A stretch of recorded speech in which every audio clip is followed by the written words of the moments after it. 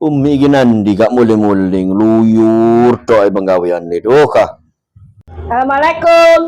Waalaikumsalam. Yos, nang biro. Dan mau metu mau kaya Oh alah, delok perlu aku. Ya wis, gak sida. Assalamualaikum. iya. Yas. Baru lek munggah kaji ku larang lek. Numpak pesawat mabur iku. Oh, gak jelas iku. Assalamualaikum, balo sekorek suamiku tercinta. Wah, apa kok menjojo ae? Aku iki tak semule kerja kesel tinggal ngluyur ae. Oh, lancene ku mang ambek Sri mang lu dijak metu. Kak kau iku mang ngono. Sopo iku yuk nar iku aduh. Apa? Nang aku jambal.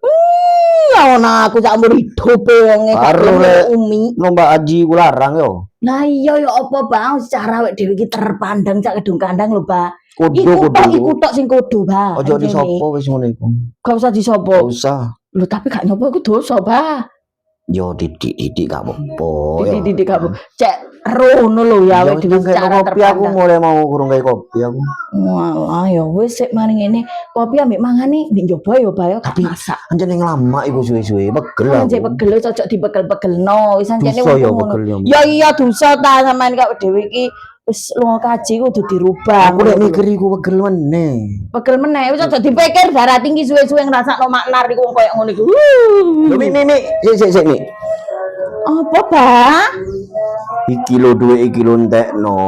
Loh, lah tapi lah sing wingi sik akeh bae. Aku mbek iki yo sik ono sik akeh. Oh, lah saiki lusume toyol, Pak. Yo. Ya apa? Iki iku apa?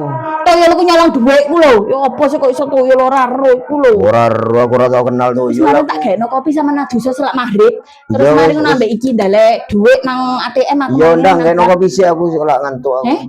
Yo mari iki. Wis Nadusa sik cepet. Yo mari iki.